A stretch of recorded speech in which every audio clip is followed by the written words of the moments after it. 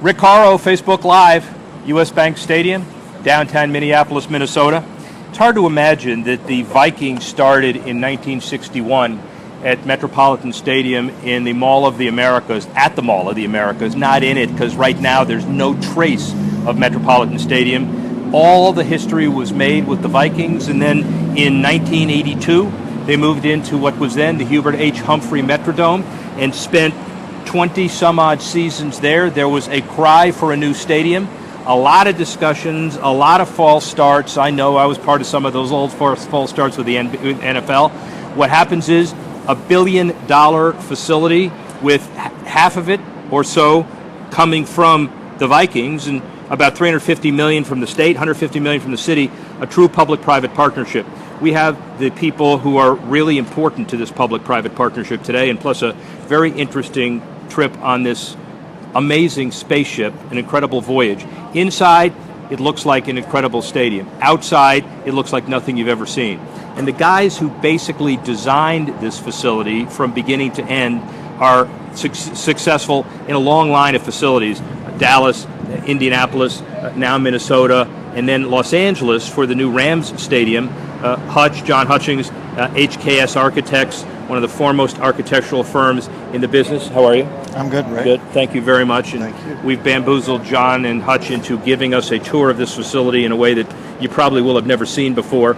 And then Kevin Warren, who is the COO of the Vikings, CEO, COO, works with the Wilf family, been here for a long time, corporate lawyer, deal maker, involved in the NFL from the Vikings perspective. And so this is a facility that everybody's going to understand as soon as end of August, beginning of September. We have people cleaning the building, getting ready to go. We have Facebook selfies. We have everybody doing it. Shout out to my daughter, the producer, Caroline Horrow, who has now, she's not getting any salary for this because she's getting a mention. Thank you very much for that. And the bottom line of this is we're having some fun. We're going to talk generally about the facility. We're going to take a tour of the building. We're going to talk about public-private partnerships in the NFL. And we're going to talk about stadium development best practices and the like. So, Hutch, let's start with this. You see behind us, Caroline, take a look at the skyline and what we've got here. This facility is basically an urban site. It's a transformative urban site, but when you did the original site selection with the Vikings, it wasn't always that way. You had a lot of suburban sites to choose from too, right? It was, and we always recommended to the authority, the MSFA, and the Vikings that this was the best site because it's on a transit line. We predict that 1/3 of all of the 66,200 folks will come here via a sustainable the rail system called Met Transit here, which is great. So also it's an area of downtown that was underdeveloped, and Wells Fargo's come in and developed 1.5 million square feet.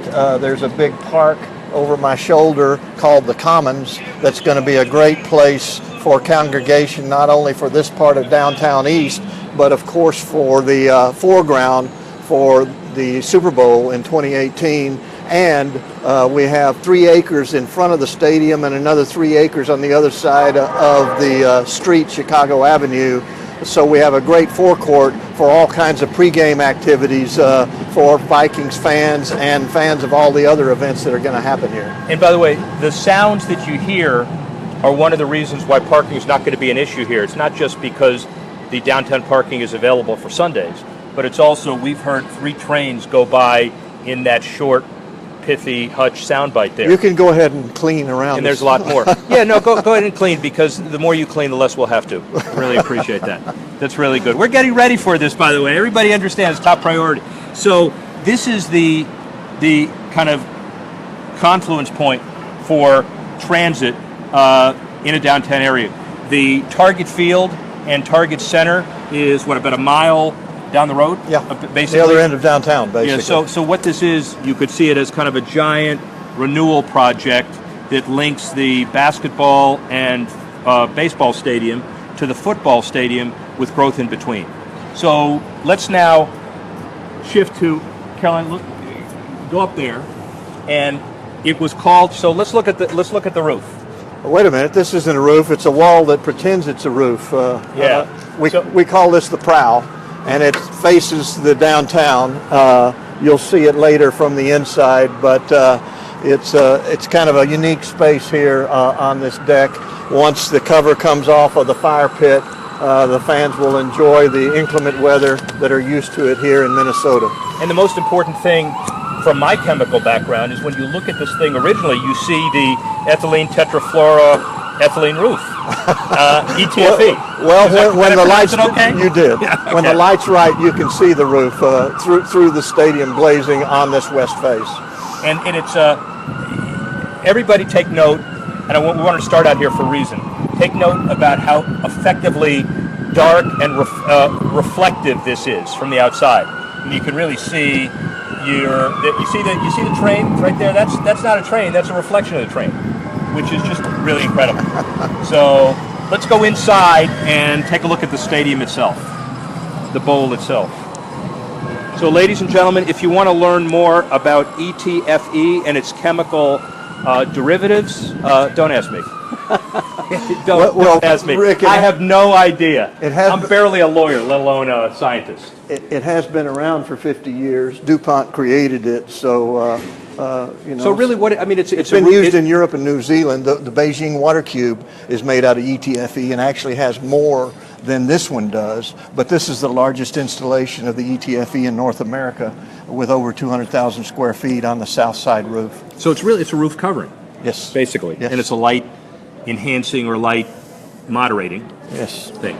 Yes. All right. So the Mystic Lake Club Purple, and talk about this thing for a minute. Well, what we designed this space for in concert with our client, the MSFA and the Vikings, was to create a place for the millennials where we've got some banquette seating you'll see in a minute with a club, and then the outdoor deck behind you. The garage doors can come down so that when we're not air conditioning the bowl, you can still have an air conditioned event in here with great food product and great beverage and lively entertainment for fantasy football or whatever they want to do. Just remember in the old 60s, early 60s, mid 60s, the pre-Fran Tarkenton days, and when the team played in Bloomington, they had some folding chairs, and they charged a couple bucks for it, and that was their PSL. Now, the architects get a hold of it, and it's banquettes, ladies and gentlemen. So let's go down to a banquette. Let's go down to a banquette. That's why they pay the architects the big bucks. We'll talk about HKS. I know how proud you are of being given the honor of doing this facility in a long line of Indy and Dallas and now LA. But we'll talk about that in a minute. Okay. So this is incredible when you take a look at what this building looks like. Take a look at this. It's cloudy now, which is kind of too bad. Although when you pan over there, you can see some of the blue sky. You really feel outdoors in here. You really do. It's amazing. Well, that's the whole thing we tried to do was we told our clients and the Vikings that we wanted to create an outdoor field indoor so that you had all the creature comforts of air conditioning, because there aren't that many games where you're going to have the perfect weather where we can open these big doors we'll talk about in a while, but when we do, it's going to be special. Show them the banquettes. This is a new seating product, the first time it's been done in the NFL, where we have a club back behind and have basically a living room. So do you want me to sit next to you? Yeah, that'd be great. That's the beauty of Facebook Live, is I get to nuzzle up to my buddy here. How's that?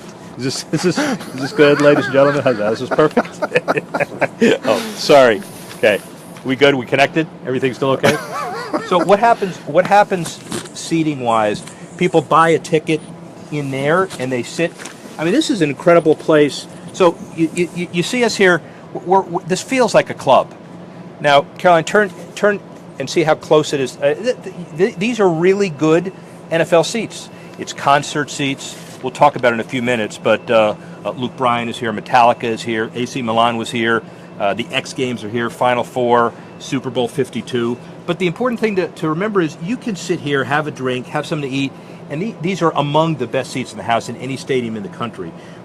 This is a great idea. Yeah, we think this is going to be used in most of the other product that we hope to develop in the NFL. But this is, like I say, the first time we've done it, and it's fun. Everybody everybody said they really like this space.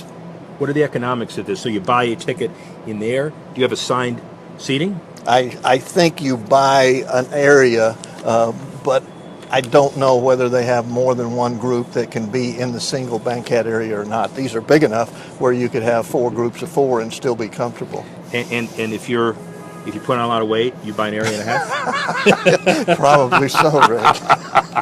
Sorry. Talk a little bit about the bowl from your perspective here. This is a good spot to do it. Okay, well, the bowl's completely different on the north side than it is the south side. We had a requirement of our client to play collegiate baseball because it's too cold at the start of the season for the University of Minnesota to play outdoors, even though they've got a nice outdoor facility. So these rows on the north side are the largest retractable rows in the world. They retract 32 rows so that we make a field big enough to play collegiate baseball. The home plate's down about where that forklift is sitting. Imagine that. Yeah. So the right field line's at about 304. The power alley's still over 300 or 400. So everything works for collegiate baseball, and we put a net, of course, over on that side. But besides the 32 rows, all 4 areas from about the 25-yard line towards the end zone we call red zone. And the red zone seating is a little bit upgraded, nicer amenities in terms of concession stands. So that's the way we shape that portion of the lower bowl. On the south side, you can see the number of breaks we have. We have a really cool club that you'll see in a while with Kevin Warren of the Vikings and some new product down there with field suites. At the end, on the east side, we have the touchdown suites, which you can see where the group of people are on that side. And then we have the closest suites in the NFL at row 16, where we have the founding partners and the ownership group having some really nice views from there. And then about 12, 14 rows above that, we have main concourse suites on each side. The interesting thing about this perspective, I've been in all the stadiums, is that the premium seats clearly have the benefit of premium access, and they cost more, as they should. That's an income source for the club. Sure. But the facility itself feels so intimate. Maybe it's because of the way the roof is designed. Also, you were mentioning earlier, there are no right angles in here, basically. Everything is unique. The contractors didn't like us very much. I'm sure they didn't, but, you're making your own statement. You're not appeasing contractors. You're making your own statement. And the bottom line is, those top seats up there, people will feel intimate and not distracted. You have the scoreboards on either side, in some part because you didn't want the scoreboard in the middle too. You wanted it. The Vikings didn't necessarily want a large shadow cast on the field of play, so we had several discussions both with the Vikings and the MSFA, and they arrived at end zone locations for the 2 scoreboards, and the one over my shoulder is quite large. Speaking of that, quite large. What's that big tooth? What is that thing? Is that way? That's a Gallarhorn. That's a Gallarhorn. Darn. All right, let's go see a Gallarhorn, okay? And I understand from my Scrabble games at home, it's spelled G-J, J-G, G-J. G-J. Horn. G-J or horn. That's the Nordic influence. Yeah, got it. Well, I guarantee you, different strokes for different folks, and for different stadiums. You have your architecture here. We're going to see some art later on, which will be an interesting piece dramatically. Will surprise the audience. But if you want a Jallarhorn, you do it here. This is the world's home for a Gallarhorn. So I think they're plan on doing this potentially for touchdowns and big events, for Vikings events. So they've paid to have a special platform installed so that we could do that, and it's actually got a great view of the field of play. Now, for all of you NFL fans who remember that sound when the Vikings score or third down, just put yourself right here, because that's going to be it. You're going to have 66,248 very inebriated fans within earshot of this. Well, hopefully all of them are inebriated. No, some will be, right. Well, let's go up and take a look at the West Plaza and the largest hinged doors in the world. You want to do that? The largest hinged doors in the world. So you get a sense, folks, of how close this building is to downtown, and not only that, how the skyline will showcase, or the skyline showcased downtown, unlike its predecessor. Unlike its predecessor, but unlike Dallas, Indy a little bit, unlike L.A.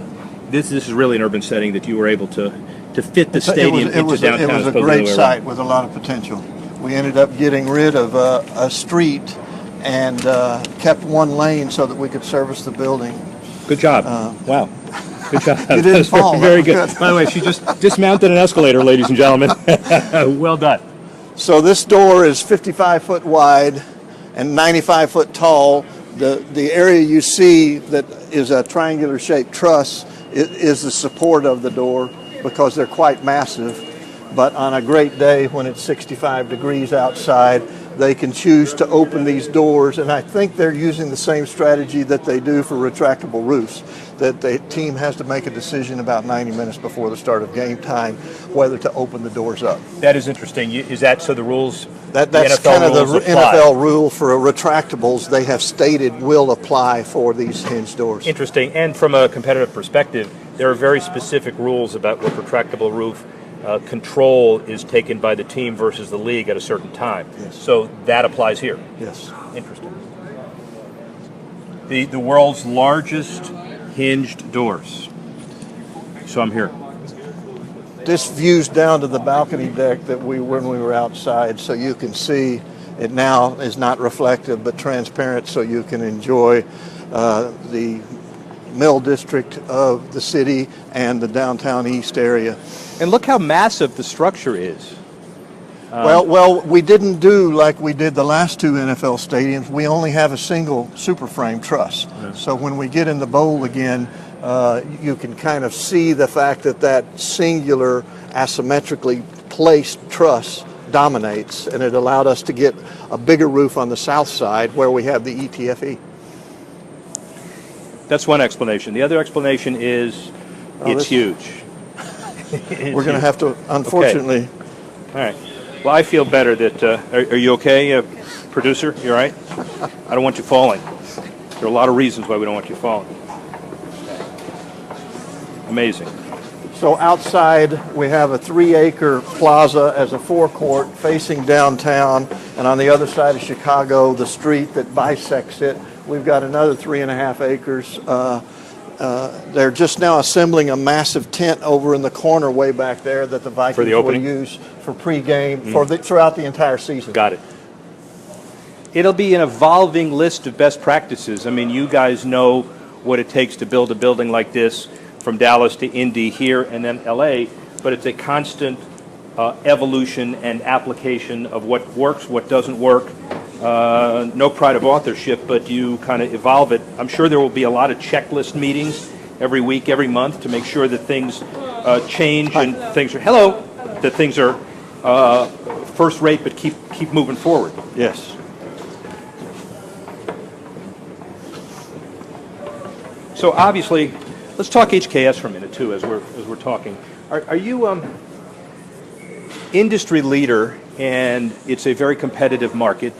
There are a lot of companies that do stadiums and arenas broadly defined, but between Dallas, AT&T Stadium in Arlington, Jerry Jones's Palace, and which way should we go? This one.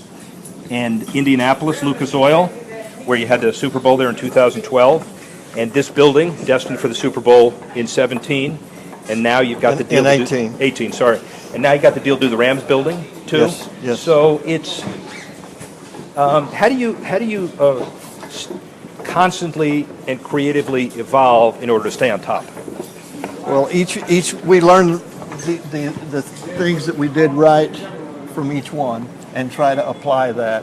We were the first to introduce field level suites at Cowboys AT&T Stadium, and that was chosen by the Vikings to do on the one side. Of course, since the other side retracts for baseball, we couldn't put suites over there.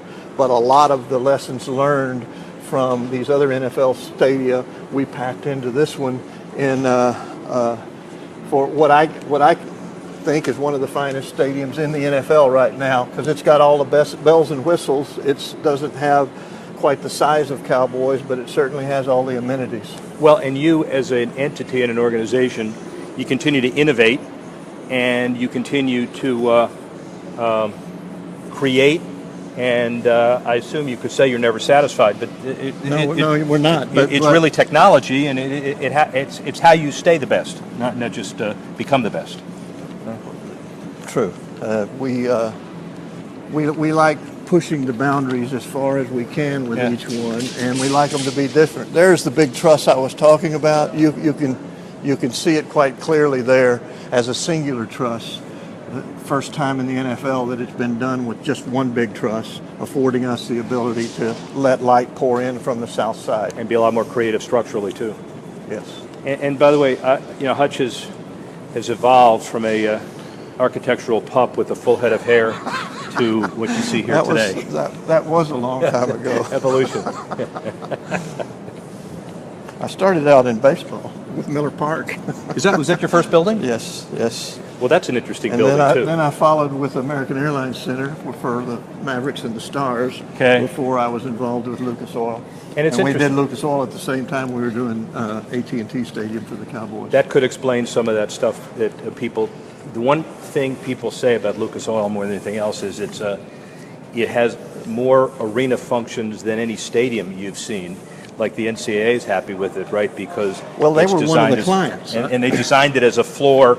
It's basically a big basketball arena as well. Yeah. So, they had been playing in in-court basketball, seating about 45,000 people, and we suggested that by putting the basketball court in the middle and tapering the lower bowl to meet basketball sight lines, that you could create a capacity of 70 to 72,000, which the economics just sounded good, and it's proven out after we've done it in 7 other facilities throughout the country that, and now people come to expect that. I don't know that the media likes the fact that we raised the floor up 29 inches to improve the sight line, so it's at tabletop, and you have occasionally basketball players jumping over the media table, but not very often. Not very often. We widened the court. We widened the court and recommended that we do that to the NCAA. Well, and it's a series of trade-offs, but at least you can raise these issues. Here, we've seen this one before. Go ahead. Talk about the art. Well, they have a lot of local artists throughout the state. This one was Greg Gossel, and one of my favorites, pop art, called The Vikings Are Coming, which is appropriate. I got a picture of Rick earlier today with the big skull sign down there. Big skull, and the picture, too. So that's cool. And we got another piece of artwork in here that's kind of special for the residents of Minnesota. And here's our surprise, ladies and gentlemen, which...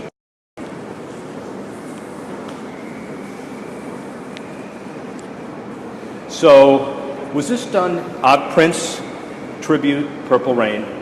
Do we know if this was done before he passed? Yes, I'm sure it was, because they've been working for months assembling all of the artwork. I don't know if it had this location placed, but it's a great location off the South Concourse as you enter the premium areas. And he was a Viking fan. Oh yes.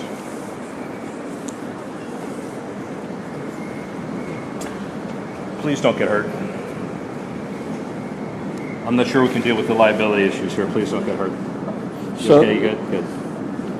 So you come down into some of the areas getting to the suites, and we're now headed down to the Delta 360 Club, which is the field level club, where we'll tie up with Kevin Warren. But it's fun. We got around the corner now. It goes without saying that you and the firm must be incredibly and uniquely proud of this building. It's more than we expected. It's like a child that you've raised to see it come to fruition and to hear people enjoying it that much. I went to a game in the old Metrodome. The concourses were so tight, I got trapped, and I was afraid that I wasn't going to get out safely. And you don't want that kind of experience for families, for people coming to an NFL facility or any other game. And we think we've solved that. We got a tweak some things just in terms of, tinsel barriers around concession stands so we keep the concourses open. But all of that comes from a game or two, and we've only had one soccer game under our belt, and it went off pretty well. So we're going to head down now these long escalators to the field level club, the Delta 360 Club. We got one more successful escalator to navigate, and I think we've done it. How many escalators in the building?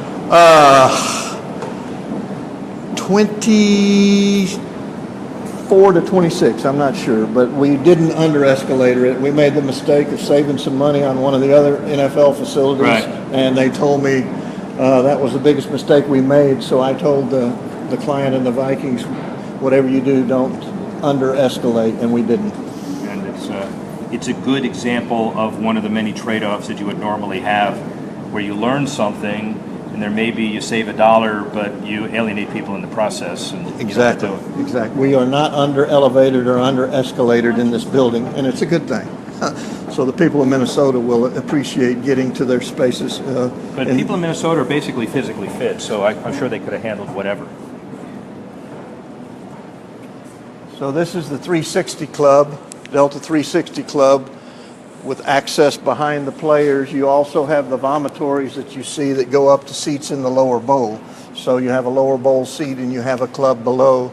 And we think it's the nicest club now in the NFL on the field level. And who has, so this is basically field level access. Yes. Here. Yes. Plus the lower bowl on this side, the south side, has access to this. And I think, by the way, the Vikings have some of the finest management of anybody in the NFL. Oh, speaking of which, Kevin Warren, Chief Operating Officer, Chief Executive Officer, Chief Operating Officer, General Counsel, not really, but he could be, everything. Thank you, my friend. Thank you. Really appreciate it. Good to be here. Nice, thank you. Awesome. So I think what we ought to do is sit down and talk for a little while, and then we can end up on the field, if that's okay. Sure. If we can, this is all. Absolutely. Look at the interview room and the Vikings Oh, locker yeah, let's do room that. If the Let's do that. So are you gonna I'll go with you guys to are you gonna be our prop master? Are you gonna push some buttons while Kevin and I are talking? Yes. All right, good. Let me grab my phone here. Okay. Let me just grab this. We're gonna have to walk through here because they don't want people in the club All right. So which way are we gonna go? messing with the players. Kevin, you remember in the old days we would have this very specific 27 seconds in and out in a very tightly run show. We're not doing that That's anymore, right. ladies and gentlemen. This is very informal. Hutch was great. So how often are you here? This building now? Here at the stadium? Yeah. I would probably say one way or another every day. Yeah. And will be through the season? Oh, absolutely. Anytime you have a building of this magnitude, it's one thing to see it from a construction standpoint, but then it's another thing to see it from an interactive standpoint. So you can't walk it enough. It's your baby. That's right. But I mean, you just learn. It was interesting. I understood how to navigate this building with the stairwells, and when they put in the elevators and escalators, it changed the whole dynamics of how to get around. So I'm trying to be here as much as we. We just had the conversation with Hutch about the over-escalation to make sure the fans are comfortable. So, you want to before we sit down, you want to explain what you're doing with the interview bells and whistles here, or is it something that I'm missing? Well, under the previous coach, we had the ability at AT&T Stadium to have folks in the club look into the interview room. We liked that. That's right. We convinced the Vikings that would be great, but they said sometimes we don't want that. We want the ability to close it off and have an interview that doesn't have a bunch of public looking in. So we provided this glazing that you can see this way with the touch of a button that opens up into the club when you want the club to be a part of an interview, or this way when you want it to be more Wow. Brilliant. Now, I made a mistake because you don't have a microphone, and your speaking role is over anyway, so you just need to be quiet. All right. So, should we go up here and? Sure. Okay. It's live television, but it's no better. So, Caroline, you want to stay down here and do our, or how do you want to do this? Is this good? Okay.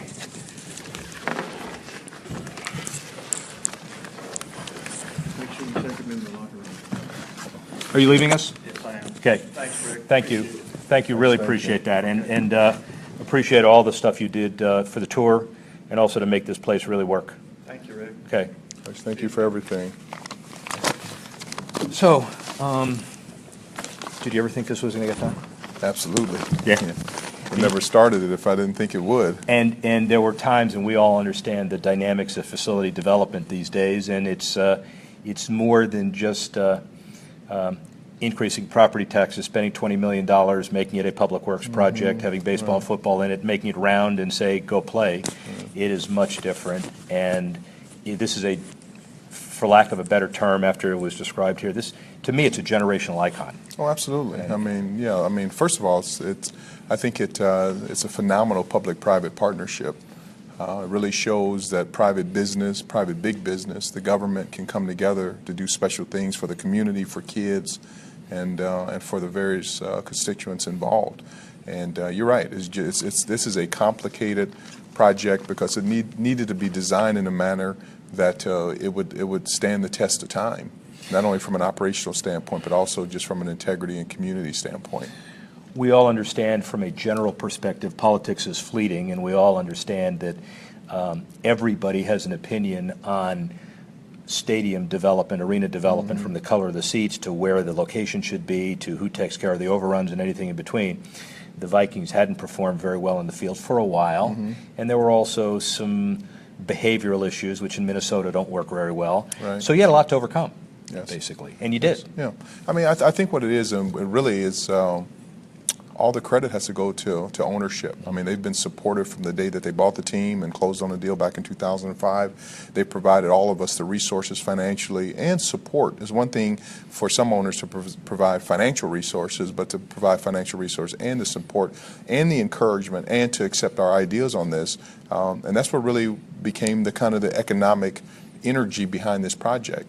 And so you're right. I think things are falling into place. This is a great project. It's good for us to come together. The community will use it, and we hope we win a lot of football games here and one day can bring a Lombardi trophy back here to this building. Isn't it amazing how the enhancement of a brand makes people feel differently and better about the team on the field, and then on the field all of a sudden things happen differently that you didn't even expect. It happens in a lot of different sports, and we've all seen that. The important thing I think people ought to also remember is that this is not just a football stadium. You've already had AC Milan as we tape this. You're having Luke Bryan. You're going from Luke Bryan to Metallica, which certainly pushes the ends of music. But it's designed for baseball. You have a Final Four that's committed for 2019. You'll be in the Super Bowl February 4th, 2017, or you'll be around it, and you'll have the X Games. This is truly an entertainment facility, not just a sports venue. Absolutely. I mean, you think that there will be some activity that will go on here on a daily basis, and all the way from weddings to bar mitzvahs and bat mitzvahs and major concerts, major soccer games, high school football, baseball, our games, the X Games. Like you said, we have the Final Four for 2019, the Super Bowl in 2018. There are just a lot of excellent events, and I think what it shows is that this building was created in a way that it will cater to various groups, and people will be able to enjoy it at different levels, and so that's what we're excited about. How important was the downtown urban development regeneration aspect from Target on one side to you guys on the other side? I think very important. I mean, you think about it, there's been $1 billion that's been invested in this area, and it's changed the complexity of it. I mean, there was a great picture in the Star Tribune a couple months ago where it showed a picture of downtown of where it was before this project began. But if you look what's happened now with the park and the commons area, the condominium, the apartment development, just the energy in this area of town is outstanding. So I think being in an urban setting was critical to the success of this project. And Rick, what's interesting about this is really it was 31 months ago that we played our last football game here. That's just, that's astonishing to think we actually played a football game that short a period of time in the same location. Because if you look at the most recent stadiums, whether it's Indianapolis or Dallas or the New York Giants or San Francisco, they're built in a different location, which is much easier. So as I tell people all the time, I mean, we really had 2 stadium projects going on. One, get ready to go play at the University of Minnesota, but to be able to tear the Metrodome down and then rebuild it here and have it ready to operate within 30 months is nothing short of a miracle. We'll get back to that miracle in a minute, but it's actually 2.5 because you got a training facility that's just opened up as well. Tell us about TCO. Yeah, so we're excited. I mean, we knew, just like you said, anytime you want to rebuild and reshape a brand, one of the areas that you can start in is one, building an outstanding stadium, but then also building a place that you practice and spend most of your days. You think about it here, the Vikings, I mean, we'll play at least 10 games here and hopefully a couple more playoff games a year here. We have an excellent young football team under the leadership of Mike Zimmer and Rick Spielman. But in order to round that out, to really get us ready for the next 30, 40, 50 years, is that we needed to develop a practice facility. So we purchased 200 acres in Eagan, Minnesota, which is probably 12 miles from downtown. It's the former Delta Airlines, Northwest Airlines site. And so the topography of that land is beautiful. It's rich. It has lakes. So we broke ground on that last Tuesday.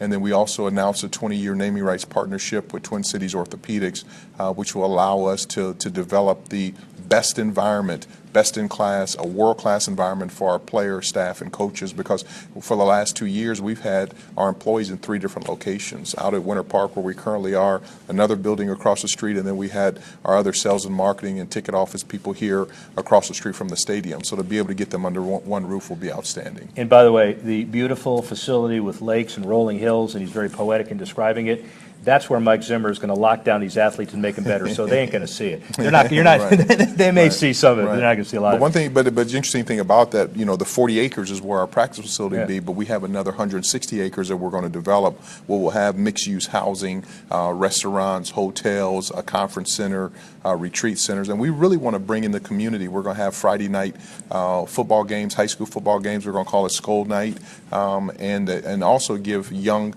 broadcast individuals an opportunity to film and be interactive in those games. My sense also, without reading about it, is if Twin Cities Orthopedic is involved, there will be some notion of sports medicine advancement. Absolutely. And some and you got acreage to be able to experiment on that too. Right. So it's good. Yeah. So we're excited. Yeah. They were a perfect partner, and we're just excited to really develop it, and hopefully it'll be the kind of prototype for going forward in the National Football League. Speaking of partnerships, everybody talks about public-private partnerships, and not too many people really understand what it means other than a vehicle to get more public money. Your case, not the case. You do have a pretty interesting mix. You've got 350 or so from the state and 150 or so from the city. You take a substantial risk, you meaning the team and private, but the perspective of corporations between U.S. Bank and their published $220 million deal and TCO and some of your other partners, you're blessed with having a very vibrant and rich corporate community in Minnesota, but you've also taken advantage of that. Oh, absolutely. I mean, we have, I think it's 19 Fortune 500 companies here in the Twin Cities area, a lot of also just excellent non-public companies like a Cargill. But you're right, but as you know better than anyone, these companies don't put their name on brands that aren't structured and handle their business accordingly.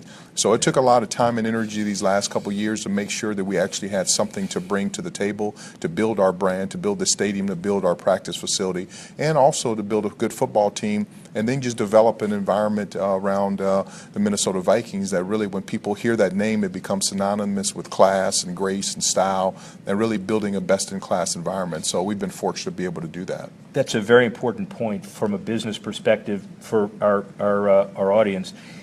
You can identify a corporate headquarter and say that's in this city, and then you assume it's going to be one meeting and you sign on the dotted line because the corporate CEO plays golf with the owner of the team, and that's it. This is rigorous. It is financial, it is legal, it is very complicated, and U.S. Bank might have been an obvious first meeting, but that in no way meant it was going to get the deal done, just like Lucas Oil in Indy or AT&T in Arlington and Dallas. These are very complicated transactions. Every one of these relationships, first of all, starts with a relationship. You have to have a personal relationship, but they stand on their own. And so you need to develop a personal relationship, a business relationship, and it can't just be an environment where we go to a meeting and say, hey, this is how you all are going to benefit us. We need to make sure we spend the time to say that the door swings both ways, that this is how you think we can benefit the Minnesota Vikings, but vice versa, this is how we think we can be of benefit to their brand. And that's why it's really important that we keep our brand clean, build a great football team, build a great business, and also be great community partners and really help all of these wonderful companies. I'm just so excited to say we have all this business here in the Twin Cities, and most of the business that we do here is in the Twin Cities. And I think what it's doing is exposing people outside of the Twin Cities of how valuable this market is and how rich this market is. Let's go way outside. Forbes came up with, and it's interesting because these numbers are always in some ways made up, but there's a good range. And Forbes, you're 18th in the NFL as far as value today. It'll no doubt rise after the stadium opens. But of all of the 50 international sports franchises, the Vikings are 39th on the list of their value, 1.6 billion. But it is interesting to know how international the Vikings brand has become and will become. Yeah, I mean, that's one thing we talk about. I mean, it's interesting. We have one in particular, but we have a couple fans that fly in from the UK for our home games. And so I just think the nature of our brand and the uniqueness of the colors and also the design of the uniforms and because of the international roots it has, there are some people who have followed it. But and we were fortunate a couple of years ago to play in the UK against the Pittsburgh Steelers, and I was really how'd that game turn out? It was outstanding. One, we won the football game. People stayed healthy, but I was really it just reiterated. I knew it was this way, but to be able to see the magnitude of Minnesota Vikings fans around the world was really refreshing. So, are you a pioneer for, Roger Goodell challenged his staff to deliver $25 billion annually by the end of this labor agreement, which is an interesting challenge. But so international revenue on the horizon. Are we close to looking at Real Madrid just got that $1.6 billion kit deal for 10 years? Right. Are we looking at international jerseys? Are we looking what kind of international revenue streams do we see? I mean, I just think the opportunity for growth is amazing from an international standpoint. Whether it's actually from a tangible, uniform related standpoint, or if it's more so from a media rights standpoint. But I think what's happening. And we constantly challenge our staff on a daily basis that we really have to look, yes, we have to take care of our Minnesota market, and then we have to take care of the surrounding states, and then we look at our fans on a national basis, but also, this is a global game. And what are the creative ways that we can pull in fans that who may not have a chance to come here? I heard a stat recently that only 4% of the fans around the world that call themselves Vikings fans will ever come to this building. Because you think about it, if we're sold out, your season ticket holders, typically we have recurring business. But one of the things that we're focusing on here at the Vikings is the fan who lives in the UK or who lives in Paris or who lives in Sweden or Denmark. I was going to say Scandinavian the case may be. affinity would be an interesting Absolutely. thing to look at. That they get the same feel that when they see our Vikings brand, that when they follow us on Vikings.com, that they get a same feel as the person who actually lives here in the Twin Cities that comes to every home game. It is interesting that it used to be a lot of the teams wanted to be last in for all of these games across the pond, and now Jaguars, Rams, others want to be first in. Right. I just think, and again, you look where we're going to play in Mexico City this year. I mean, there's an entire potential opportunity just the way the world is going. In China, I mean, there's just some unique opportunities. So it's exciting, as I said, to have owners like we do have who are on the forefront of looking to grow the game, and it's not only from a business standpoint. It's just from a goodness standpoint. This is an excellent game. It's football is a team building game. It's a character building game. I have a son who's going to be a senior in high school this year who's a football player, and I'm just excited that he played as a kid and in high school, and it looks like he's going to have a chance to play at the college level. So, and I just look the way it's helped him to mature and the work ethic that associated with it. So I think it's the greatest game on the planet right now. We need to spread it. Did you hear that, agents? His kid's going to be playing at the college level. Be very careful. Be careful about that. So, just a couple more on competitiveness. You were, I know people don't want to think about it, but you were a chip shot field goal away from the next round of the playoffs last year, and you're entering the first game of the world-class stadium on September 11. How do you manage expectations? I mean, I just think that's part of the growth process. There may be some people who don't want to talk about how close we were last year, but I think it's good to refresh and reflect upon that we were close. But as just like every business relationship, every season stands on itself. There's no guarantee that we'll win X number of games this year. I know one thing: Coach Zimmer is an excellent coach. He's tough. He's demanding. He keeps the player's mind in a positive space. Rick Spielman has brought in great talent. I'm excited about this season to see the young folks have an opportunity to grow, and I think we'll do extremely well. So there are other factors from injuries and all those things that go into play, but it's really exciting not only to see the organization excited, but to see this community. This community here is really excited about the Minnesota Vikings and about this new stadium. And to see a guy who grew up as a lawyer. He was a partner in a law firm. So inherently there is a limit on his enthusiasm. Not today. He's very excited. Right. Prediction? No, I don't know. I tell people always. I'll tell you middle of February how well we did. Yeah, of course you will, as right. everybody else will know. So take 3 minutes with me, if you don't mind, and walk through 360 Club, and then end us up on the field. Sure, if you absolutely. would. That's okay. Right, thank you. We got all our waivers signed in case you tumble. Absolutely. Are you okay? Are you indemnify me? Yeah, we got you all covered. All right, good. Thank you. Yeah, we take care of our guests. Yeah. All right. Thank you. Caroline, thank you again. You're doing an amazing job, especially those backward somersaults off the escalator. That was really good. It's as good as it gets. All right, where are we going?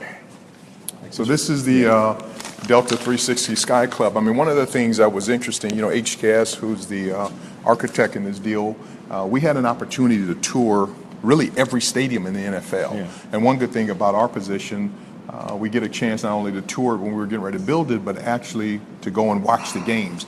So one of the attributes that they had done, HKS had designed in AT&T Stadium, was they had this club that allowed the players to be able to exit, through that. And I kind of liken it to an EPL soccer. It's almost like the kids, walking out. So this is our locker room where players will be able to exit. So you can imagine, Delta Sky 360 Club, again, another great partner here, to having all these fans in here, enjoying themselves, and they had the nice Vikings flair here as far as the shields, but this is where actually our players will exit the locker room and enter the field on game day. So you can imagine what that would feel like from an energy level standpoint if you're a fan or a parent or a child or a business associate to be here pre-game. I mean, one of the things we wanted to do was create almost a collegiate environment. And if you've been to some of these stadiums that are really unique, whether it's Notre Dame or whether it's Georgia or some of these traditions where these players walk across campus on game day, it makes it special. So you can imagine being this close to the action to see players, and this is where they'll have an opportunity to enter on the field. Candidly, how did the players feel about it? NASCAR drivers feel good because that's the way they grew up. Yeah. How did the players feel about, they're not going to mingle, they're going to run through, but do they feel good about this? Yeah, I think they will, and so they'll be kind of able to walk through. I think one thing about it that we have to realize, some people may not want to talk about it, we're in the entertainment business. I mean, we're not a manufacturing company, so we don't sell anything. Yeah. And I say all the time to the staff, well, we're in the business of making memories. And so you can imagine from a business owner's perspective or corporation's perspective, or like I said, a parent or a child, can you imagine the energy that will exist in this area right before kickoff, and the players are coming here and you're able to get 2 feet away from that standpoint? So that's what we want you to create so many memories in your mind that when you walk away, whether you come back, whether that's your only game for the year or your only game for the next couple of years, every time the Vikings come on TV or you come back here, you will harken back to it was a great day. Unbelievable. Show me the field. Yes. Okay. So the players will, exit here. And the executives, does the COO come out first? No, absolutely not. And it's one thing, these are all the little subtle things when you build these stadiums that go into count, like these doors. Yeah. I mean, we had to make sure that the height of these doors, because we have some people that are, Alex Boone, who's 6'9", and you put on a helmet and cleats, and right. So and again, you look how this field opens up. I mean, so you come, out here.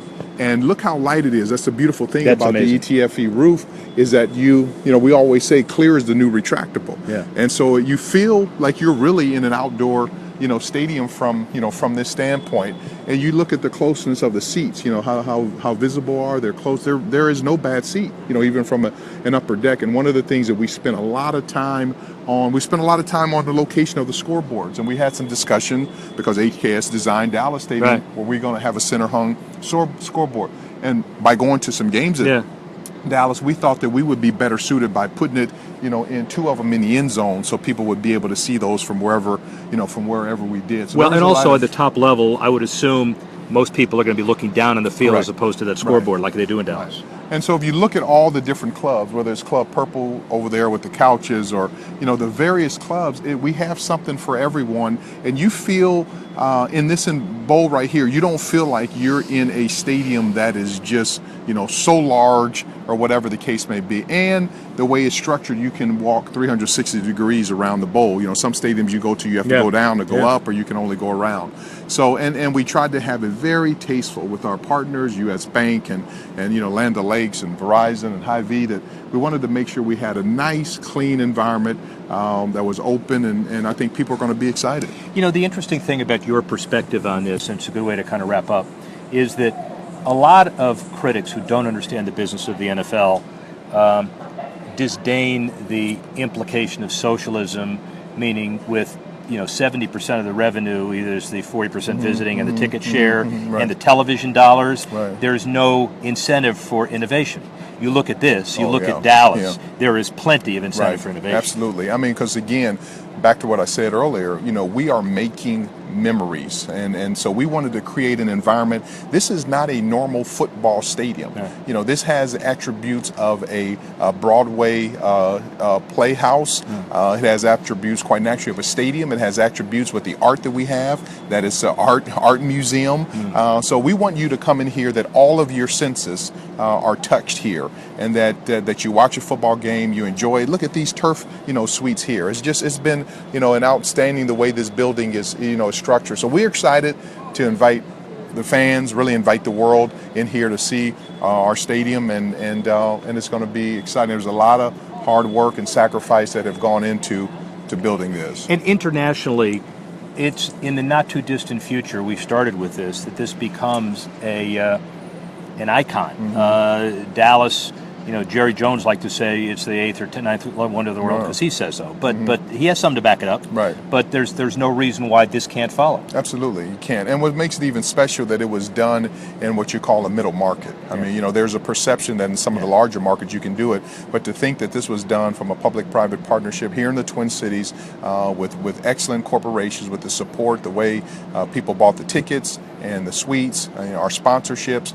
And it's going to be an exciting place. I mean, these pivoting doors, you saw the deck out there. I mean, when this weather, this is going to be, the place to be. And so we're really excited and can't wait to get started. And again, I just want to give all the credit in the world to the Wilf family. Mark, Lenny, Ziggy, John Wilf have been incredible. And one other side note, Mr. Joseph Wilf passed last week.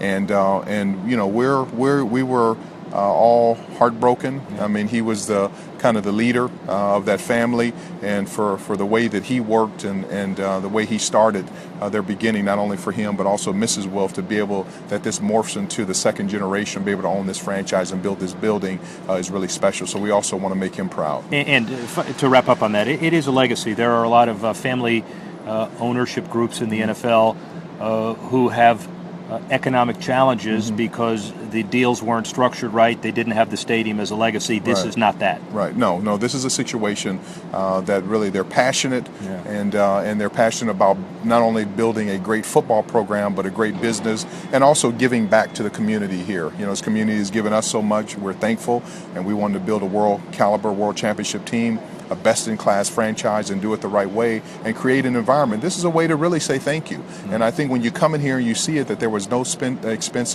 spared, and we wanted to create an environment. The Wilfs were adamant about creating the best fan experience really in all of sports, not just in the NFL, but in all of sports.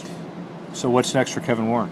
Just keep going forward and get this Egan project built, and have the same feeling about Egan that we have about this. A successful entrepreneur, lawyer, but also stadium developer and visionary. Thank you very much. No, thank you very much for the time. Yeah, Really appreciate it. Yeah, Hang on one sec. I just wanted to kind of summarize and conclude by, we spent an hour and we were going to spend 45 minutes. But this place in many ways is intoxicating. You know, I've been in the facility development business for years, way back in the leather helmet days, and it was always a victory to get something done. This is not something. This is incredible. It is the history from the Vikings at the old Metropolitan Stadium, at that Mall of the Americas, now the shopping mall, and the Hubert H. Humphrey Metrodome, as we said, not too far from here. But the Vikings have celebrated that 50-plus years in existence as the next step for the NFL. LA, other stadiums, international development, $25 billion a year business. It is going to be, again, the economic juggernaut building on it, and the Vikings have had a very significant place in the economic, social, and emotional history of the NFL. Rick Horrow, keeping score. Thank you very much. Speak with you soon.